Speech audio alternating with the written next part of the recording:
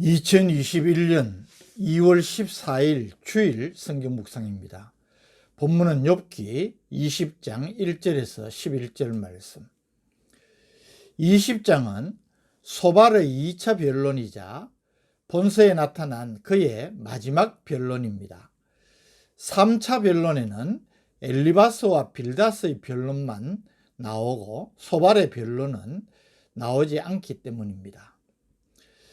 전통적인 교리주의자라 할 수 있는 소발은 1차 변론과 마찬가지로 본장에서도 역시 악인은 모두 반드시 심판을 받게 되고 때문에 고난받는 모든 사람은 악인이라는 전제하에 현재 고난 중에 있는 욥 역시 악인임을 부인할 수 없다고 주장합니다. 이런 본장 가운데 오늘 본문인 1절에서 11절은 소발이 악인의 일시적인 번영에 대하여서 말하는 부분입니다. 1절 2절. 나아마 사람 소발이 대답하여 이르되 그러므로 내 초조한 마음이 나로 하여금 대답하게 하나니 이는 내 중심이 조급함이니라. 소발이 두 번째 변론을 하게 된 동기를 보여주는 구절입니다. 내 초조한 마음이 나로 하여금 대답하게 하나니. 여기 초조한 마음이라는 부분을 주목할 필요가 있습니다.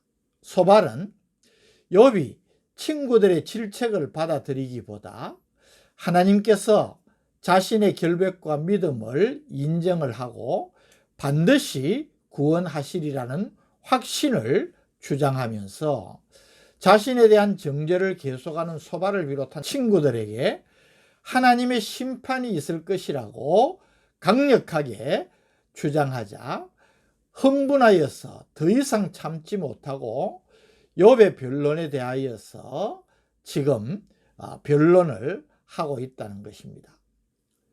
내 중심이 조급하다는 표현도 마찬가지입니다. 이 조급하다라는 말은 서두르다, 흥분되다 라는 뜻을 갖고 있습니다. 이것이 바람직한 자세는 될 수 없습니다. 왜냐하면 누구라도 마음이 급하고 흥분하기 잘하는 사람은 일을 거르치기도 쉽고 실수하기도 쉬운 것입니다. 말도 마찬가지입니다. 조급한 마음에 참지 못하고 급하게 쏟아내는 말은 실수하기 쉽고 또 좋은 결과를 가져오기 힘들다는 것입니다. 소발도 이런 우를 범하고 있음을 3절에서 나타냅니다. 내가 나를 부끄럽게 하는 책망을 들었으므로 나의 슬기로운 마음이 나로 하여금 대답하게 하는구나. 무슨 말이겠습니까? 소발과 친구들은 욥이 고난당하는 것이 그의 죄 때문이라는 보편타당한 진리를 주장하며 번갈아가면서 욥을 질책했는데도 불구하고 욥은 자신의 의로움과 하나님의 특별한 뜻이 있음을 확신하면서 도리어 그런 공박을 하는 자신들에게 이런 일을 계속하면 반드시 하나님의 심판이 있을 것이라고 반박하는 것에 대하여서 흥분을 하게 되고 마음이 조급해지니까 평정심을 잃어버렸음을 인정을 하고 있는 것입니다. 4절 5절 말씀. 내가 알지 못하느냐 예로부터 사람이 이 세상에 생긴 때로부터 악인이 이긴다는 자랑도 잠시요 경건하지 못한 자의 즐거움도 잠깐이니라. 소발은 창조 이후로 지금까지 악인의 성공이나 번영, 경건치 못한 자의 행복은 오래가지 못하고 잠시 잠깐이었다는 사실을 강조하고 있습니다. 여기 잠시 잠깐이라는 이 카로브라는 말은 가까이로부터 난다라는 뜻을 갖고 있습니다. 이것은 깊은 우물이 아니라 지표면을 잠시 흐르다가 말라버리는 물을 나타내는 단어입니다.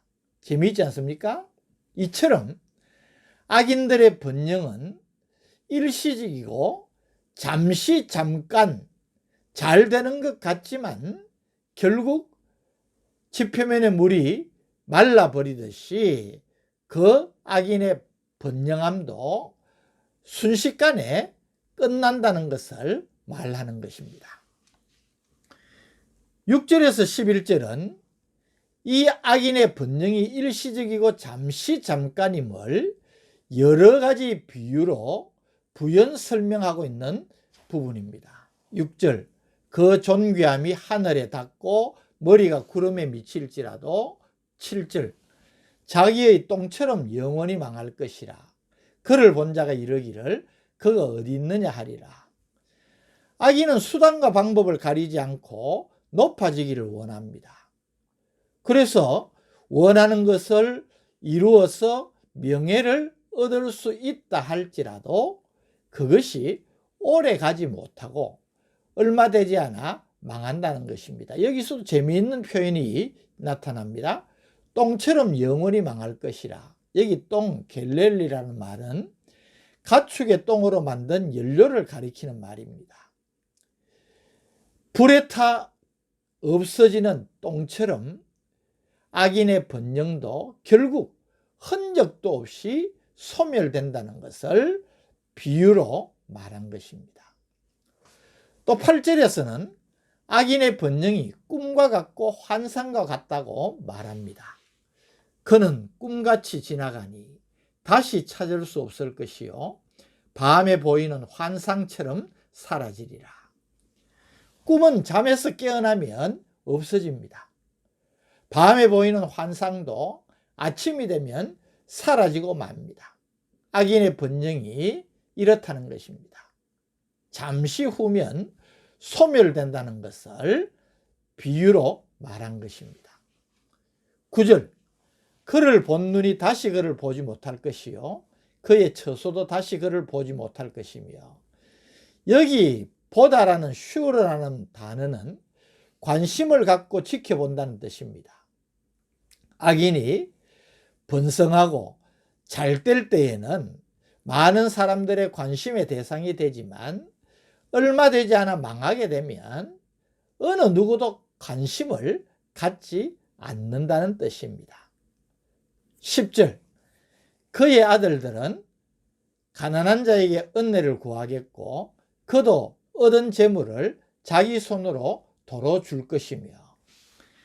악인이 죽고 나면 그의 자녀들이 그의 탐욕으로 인해 가난하게 된 자들에게 그 재산을 돌려주어서 저들의 분노를 무마시켜야 된다는 뜻으로 악인이 불의한 방법으로 취한 재물은 얼마 지나지 않아서 다 없어진다는 것을 말합니다. 11절, 그의 기골이 청년같이 강장하나 그 기세가 그와 함께 흙에 누우리라. 사람의 신체가 아무리 강건해도 죄는 결국 죽음에 이르게 한다는 말입니다.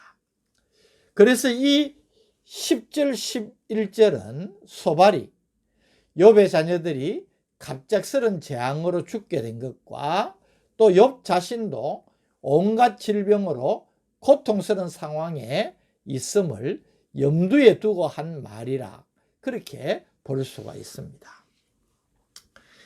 오늘 본문을 통하여서 우리들이 마음에 새겨봐야 될 교훈이 있습니다.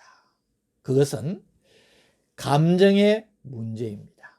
우리 인간은 감정을 가진 존재입니다. 이 감정이라는 말의 사전적인 의미는 어떤 현상이나 사건을 접했을 때 마음에 일어나는 느낌이나 기분을 말합니다.